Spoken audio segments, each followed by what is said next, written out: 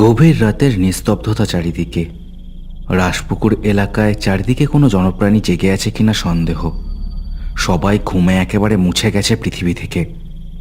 উঁচু পাঁচিলটার ইট বের করা অবয়ব দেখলে যে কোনো সাধারণ মানুষের মনেই ভয়ের জন্ম হবে, কিন্তু এমনও মানুষ থাকে যাদের মধ্যে ভয় প্রায় থাকেই না। কয়েক মুহূর্তের পরেই এমন দুজনকে পাঁচিলের মাথায় উঠতে দেখা গেল। কালচে চাদরে ঢাকা শরীর দুটো ঝুপঝুপ করে দুটো লাফ দিয়ে নামলো। কি গো করো, কোথায় লুকোবে বলো দেখি? কেন রে, ওয়াটসন সাহেবের খবরটাই তো আছে।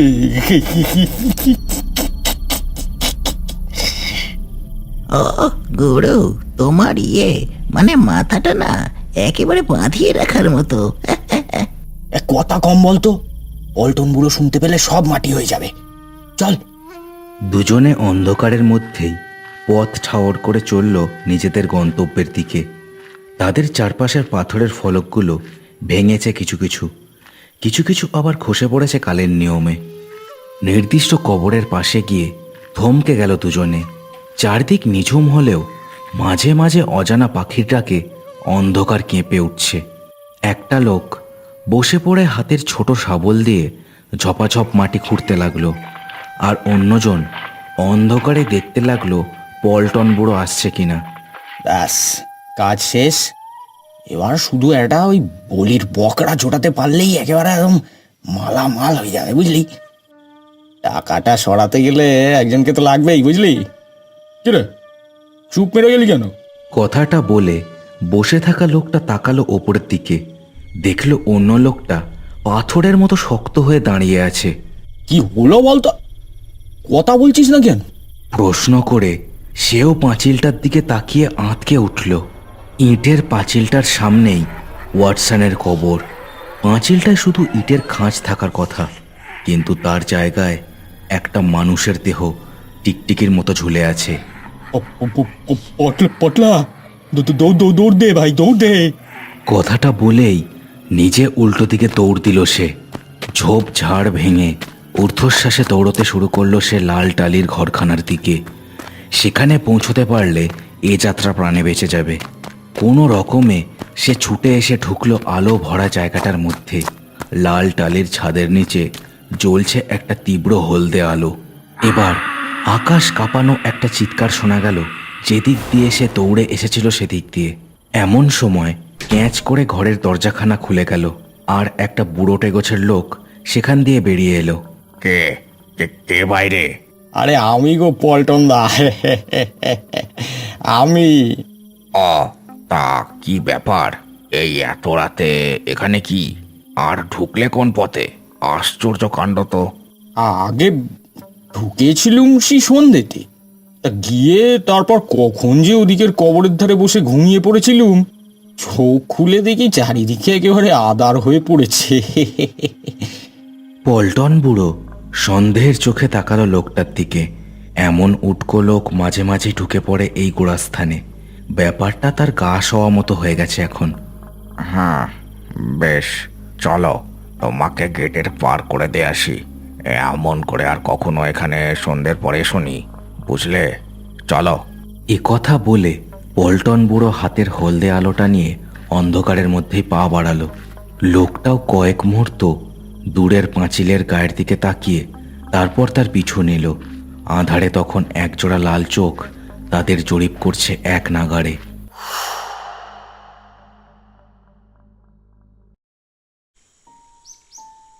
আজ দুর্গাপূজার বিজয়া দশমীর পরের দিন। কাল রাতে মা দুর্গা আবার ফিরে গেছেন আপন ঘরে। কাল অনেক রাত পর্যন্ত শ্যামল আর আরও দুজন ঢাকি ভাসানে ঢাক বাজিয়েছে প্রাণপণে। বর্ধমানের কাটোয়ায় বাড়ি শ্যামলের। তার গ্রাম থেকে প্রত্যেক বছর সে আর এই দুজন ঢাকি বাজনার বায়নায় বাংলার বিভিন্ন জেলায় যায় ঢাক নিয়ে। এবার এসেছিল এই রাসপুকুরে। এটা আধা শহর এলাকা। ও ঘুটেদা, বলছি এই টাকা পয়সা কখন দেবে বলো দেখি? সেই কখন দেবে বলে গেল মেম্বার স্যার, এখনো তো কোনো পাত্তা নেই। কি ব্যাপার? অন্য দুজনের একজন ঘুমে ঢুলছিল, আরেকজন এক মনে বিড়ি টানছিল। সে তাচ্ছিল্য ভরে শ্যামলের দিকে তাকিয়ে বলে উঠল, টেকা টেকা করে যে হেঁতলে পড়ছিস, কি করবি এত টাকা দিয়ে? পেথা করলি না, নেশা ভাঙো তো ছাই করিস না। হ্যাঁ, দুদু বাচ্চা একেবারে। টেকা যখন দেবে বলেছে ঠিকই দেবে। শ্যামল চুপ মেরে যায় তার কথায়। তার বয়সটা কম বলে এরা সবাই তাকে ঠিক মানুষ বলে গণ্যই করে না। কি হলো, কথাটা গায়ে লাগলো নাকি? হাহ, কতবার বললাম আমারে কিছু টাকা ধার দে। তোরে তো প্রত্যেক বছর বাবুরা কত কত করে টাকা বকশিস দেয়। আমাদের তো আর তোর মতো এরকম হিরো হিরো চেহারা নয় যে লোকে ফ্রি কলে পয়সা দেবে। ইয়ে, আমাকেও কি আর ফ্রি কলে দেয়? ঢাক পিটে পিটে হাতের খিল খুলে গেল। যাই হোক, এবার ভালোই ভালোই পাওনাগণ্ড মিটিয়ে দিলে ভালো। এমন সময় রাসপুকুর ক্লাব থেকে একজন লোক বেরিয়ে তাদের দিকে এগিয়ে এলো। লোকটা ক্লাবের মেম্বার, আর তাদের বায়না দিতেও সেই গেছিল। এই তো নিবাসদা। হে হে, সকাল থেকে কাউকে দেখছি না, বলি টাকা পয়সাটা। আরে দাঁড়া তো বাপু, তোদের টাকা পয়সা, ওদিকে আমরা মরছি নিজেদের জ্বালায়। কেন গো নিবাসদা, কি হয়েছে? কোনো সমস্যা নাকি গো? হ্যাঁ, তা একটা সমস্যা হয়েছে বটে। কাল রাতে যখন সবাই ভাসান দিতে গেছিল, তখন ক্লাবের তহবিল থেকে প্রায় 3 লক্ষ টাকা কেউ চুরি করেছে, বুঝলে? সেই জন্যই তো সবাই থানা পুলিশ করছে। এবারে পুলিশ আসবে, সবাইকে জেরা করবে, বুঝেছো তো? এই কথা শুনে সবার মুখ শুকিয়ে গেল। ততক্ষণে অন্য লোকটাও ঘুম ভেঙে উঠে পড়েছিল। সেও তাদের মুখ চাওয়াচাই করছিল। এগে, আমরা তো আপনাদের সাথেই ঢাক বাজাচ্ছিলাম। আমরা কি করে জানবো কিছু? আমাদের পাওনা মিটতে দেন, আমরা চলে যাই। দেবো, তবে একটু সময় লাগবে, বুঝেছো? বসো, জল টল খাও, আর পারলে আশপাশটা ঘোরো। সময় হলেই টাকা পেয়ে যাবে। এ কথা বলে লোকটা আবার হনহন করে হেঁটে সে জায়গা ছাড়ল। শুনলি তো, চল একটু এদিক ওদিক দেখে আসি। কি জানি বাবা, বড় লোকেদের কি সব কারবার। গরিবের পয়সা দেবার বেলাতেই এদের যত জ্বালা বাঁধে। চল। তিনজনে নিজেদের ঢাক ঘাড়ে নিয়েই বাইরে বেরোলো। মাথার উপর সূর্য তখন প্রবল চড়াভাবে নিজের তেজ বাড়াচ্ছে।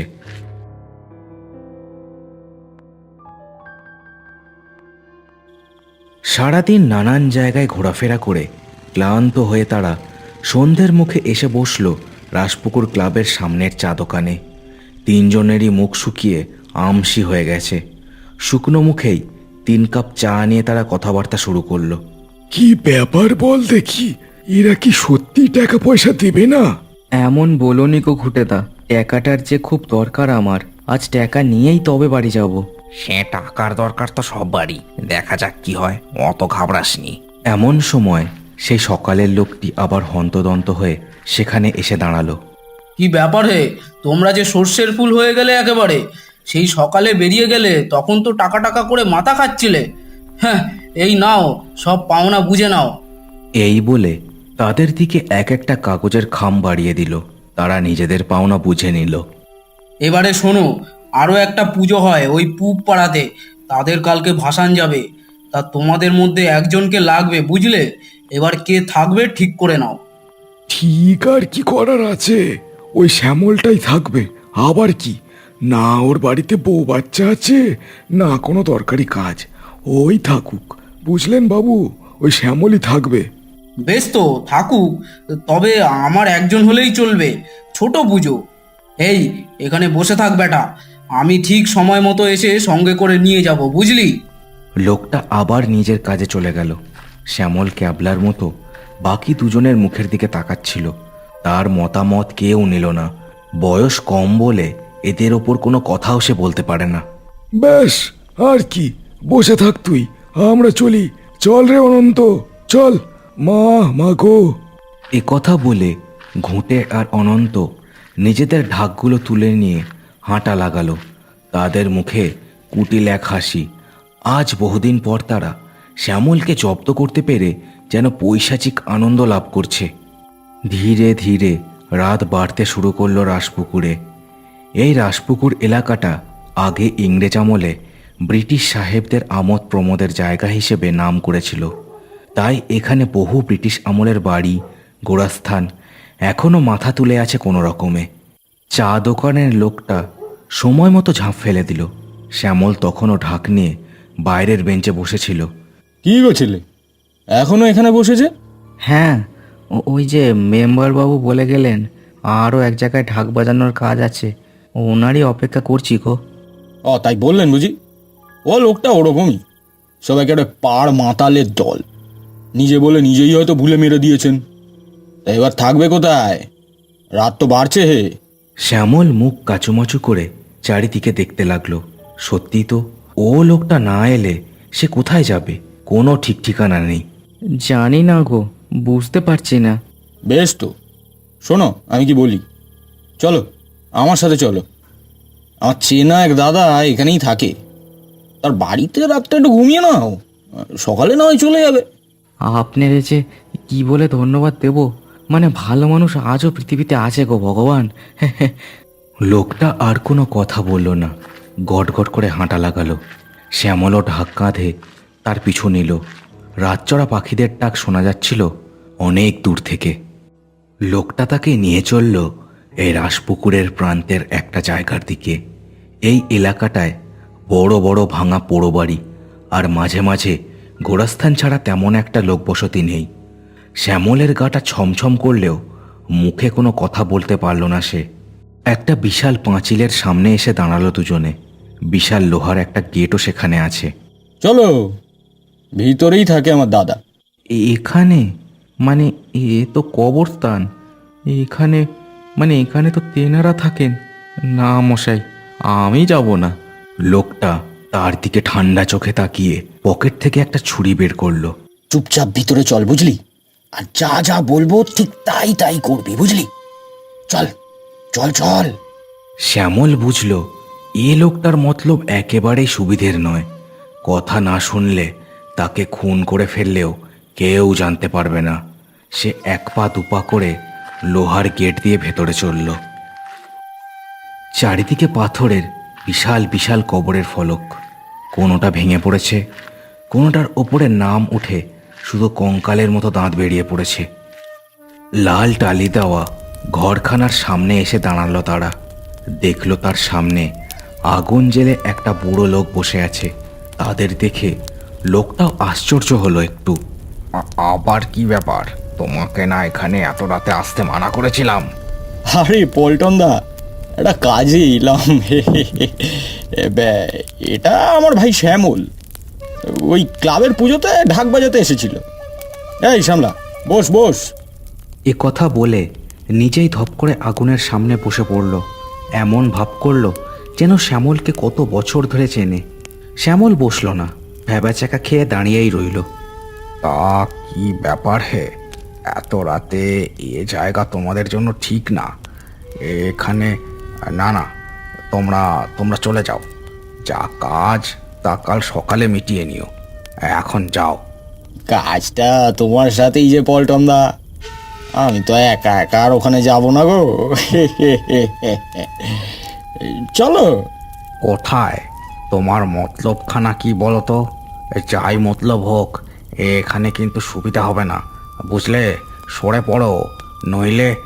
চাওয়ালা ততক্ষণে আবার উঠে দাঁড়িয়েছে আর পকেট থেকে বের করে এনেছে সেই ছুরিটা। আগুনের আলোতে ঝিলিক দিয়ে উঠল সেটা। বেশি কথা বলো না, চলো চলো। আগের দিন খুব দরকারি একটা জিনিস আমি এখানে লুকিয়ে রেখে গেছি বুঝলে। আমার স্যাঙ্গাত পটলাটাও হয়তো এখানেই মরে পড়ে আছে। মানে কি বলতে চাও? আমি যে কিছু বুঝতে পারছি না হে। আর চলো, সব বোঝাচ্ছি। ওয়াটসন সাহেবের কবরের কাছে চলো বুঝলে। তাই বেটা, তুইও চ। চাওয়ালার ধমকানিতে পল্টন বুড়ো আর শ্যামল দুজনেই চলল। সবার আগে পল্টন বুড়োই পথ দেখিয়ে নিয়ে চলল তাদের। কয়েক মিনিটের মধ্যেই আরও ভগ্নদশা কবরের সামনে এসে দাঁড়ালো তারা। চারিদিকের পরিবেশ যে কোনো মানুষেরই মনে ভয় ধরাতে যথেষ্ট। শ্যামল রীতিমতো কাঁপছিল। পল্টন বুড়ো ভয়ে ভয়ে চারিদিকে দেখছিল। এই তো সেই জায়গা, কিন্তু পটলার কোনো চিহ্ন দেখছি না যে। সে তো এখানেই থাকার কথা তার। ও বাবা গো, ওটা কি গো? শ্যামলের চিৎকারে বাকি দুজনেও সেদিকে তাকিয়ে দেখতে পেল একটা লম্বা গাছের ডালে ঝুলছে একখানা দেহ। সারা দেহ থেকে তার মাংস খুবলে খেয়েছে কেউ। দুটো চোখের একখানা নেই, পচা দুর্গন্ধ বেরোচ্ছে সেটা দিয়ে। ওই ওই ওই তো পটলা, ওই বেটা ঢাকি, ওই ওই ওই যে ওখানে দেখ একটা শাবল পড়ে আছে, ওখানটা খুঁড়ে একটা ব্যাগ পাবি, জানি আয়। কিন্তু ও লোকটার এই অবস্থা কে করলো? ন্যাড়া সাহেব, আমাদের এখানে আসাটা একদম উচিত হয়নি। এই দয়া করে চলো এখান দিয়ে, নইলে নইলে চপ! কাল রাতের বেলা অত কাঠখড় পুড়িয়ে টাকাগুলো ক্লাব থেকে চুরি করলাম কি এখানে গোড় দেওয়ার জন্য? শালা চুরি করে এখানে লোকাতে এসে মাঝখান দিয়ে আমার স্যাঙ্গারটারে ওইখানটায় ঝুলিয়ে দিয়েছে এই গোরস্থানের পিশাচটা। এত এত সহজে তো আমি ওই টাকা ছাড়বো না। এই বেটা, এই খর খর, নইলে নইলে। শ্যামল কাঁপতে কাঁপতে কাঁধের ঢাকটা নামিয়ে রাখলো। তারপর এক পা দুপা করে এগিয়ে গেল কবরের পাশের দিকে। কিন্তু এগিয়েই থেমে গেল তার পা, কারণ জায়গাটার মাটি যেন ফুলে উঠেছে, আর সেখান থেকে বেরিয়ে আছে একটা মাথা। তার উপর বসানো দুটো চলচলে চোখ আর দাঁতের ঝিলিক দেখে শ্যামলের মাথাটা যেন ঘুরে গেল। কে কে ওখানে? সে চিৎকার করে উঠতেই ঝপ করে মাথাটা ঢুকে গেল মাটির নিচে, আর মাটির তলা দিয়ে কেউ যেন মাটি খুঁড়তে খুঁড়তে চলে গেল পাঁচিলটার দিকে। কি হলো রে? কথা কানে যাচ্ছে না নাকি? কেউ নেই ওখানে, জলদি কর জলদি কর, নইলে। ওখানে কে কে পাঁচিলের গায়ে? এবার পল্টনও চিৎকার করে উঠল, আর সঙ্গে সঙ্গে তার হাতের আলোটা ঘোরালো পাঁচিলের দিকে। আলো পড়তেই এবার তিনজনেরই মুখ রক্তশূন্য হয়ে গেল। দেখল একটা ফ্যাকাশে দেহ দেওয়াল বেয়ে মাটির দিক থেকে ওপরের দিকে উঠছে। সারা গায়ে তার কোনো সুতো পর্যন্ত নেই। কিছুটা উঠেই সে থেমে গেল, তারপর ধীরে ধীরে ঘুরে তাকালো তাদের দিকে। দু চোখ যেন তার ঠিকরে বেরিয়ে এসেছে। মুখের একদিক থেকে অন্য দিক পর্যন্ত চেরা একটা হাসি। ঠোঁটের কোনো চিহ্ন নেই। দেখে মনে হয় যেন নরক থেকে সাক্ষাৎ শয়তান উঠে এসেছে। পল্টন বুড়ো সব ফেলে উল্টো দিকে দৌড় দিল সবার আগে। তার পায়ের শব্দে সজ্ঞানে ফিরে দৌড়তে শুরু করলো শ্যামলও। কিন্তু চাওয়ালাটা যেন পাথরের মূর্তির মতো থমকে গেছে। প্রাণীটা ধীরে ধীরে নেমে এলো, তারপর একটা হাত বাড়িয়ে তার মাথাটা ধরেই মরাত করে উল্টো দিকে ঘুরিয়ে দিল। চাওয়ালার দেহটা কাটা কলা গাছের মতো আছড়ে পড়ল মাটিতে। প্রাণীটা এবার দৌড় দিল পল্টন বুড়ো আর শ্যামলের পেছনে, কিন্তু তারা দৌড়ে অনেকটাই নাগালের বাইরে। তখন দৌড়ে কোনো রকমে লাল টালির ঘরে ঢুকেই দরজাখানা এঁটে দিল পল্টন বুড়ো। শ্যামলও ঢুকে পড়েছিল তার সাথে। কয়েকটা মুহূর্ত এভাবেই কাটল, চারিদিকে নিঝুম নিশ্চুপ। ঘরের একটাই কাঁচের জানলা, তাতে পর্দা টর্দা কিছুই নেই। সেখানেই প্রাণীটাকে এবার দেখা গেল। টিকটিকির মতোই বেয়ে উঠছে সেটা, আর এক দৃষ্টে দেখছে তাদের। শিকার হাতছাড়া হয়ে যাওয়ার রাগ ফুটে বেরোচ্ছে তার দু চোখে। শ্যামল মাটিতে বসে পড়েছিল, পল্টন বুড়ো দরজার কাছেই ঠায় দাঁড়িয়ে। শ্যামলের দু চোখ যেন ধীরে ধীরে বুঝে আসছে প্রাণীটার চোখের দিকে দেখতে দেখতে। অন্ধকার নামতে নামতে দেখল প্রাণীটা হাত বোলাচ্ছে কাঁচের গায়ে।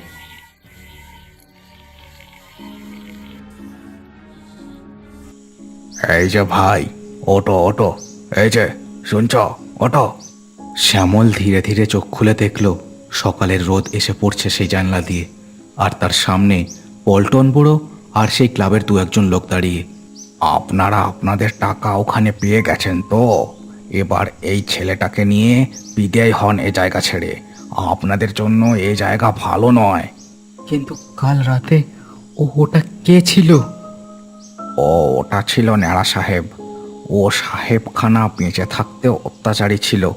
মৃত্যুর পরে পিশাচ হয়েও মানুষের ওপর তার ঘৃণা কমেনি। ওনার ইতিহাস আমি অতটা জানি না, তবে আমার বাপ দাদার মুখে শুনেছি ও সাহেবকে এখানে কোর দেওয়ার পর থেকেই নাকি এখানকার অন্য কবরের মৃতদেহ চুরি যেতে শুরু করে। কে যেন তাদের দেহ কামড়ে খেয়ে ছড়িয়ে রাখতো এদিক ওদিক। আমার অদৃষ্ট যে আমায় এখানে চাকরি করতে হচ্ছে। ওই চাওয়ালা আর তার ওই সাগরেরটাকে অনেকবার আমি মানা করেছিলাম এখানে আসতে, কিন্তু শেষ অবধি ন্যাড়া সাহেবের হাতেই মরল চোর দুটো। আর কি, না না, আর বেশিক্ষণ তোমরা এখানে থেকো না, এ জায়গা ভালো নয়। শ্যামল কিন্তু তখন হতবাক চোখে দেখছিল জানলাটাকে, কারণ সেখানে একটা রক্তমাখা হাতের ছাপ তখনও টাটকা জলজল করছে।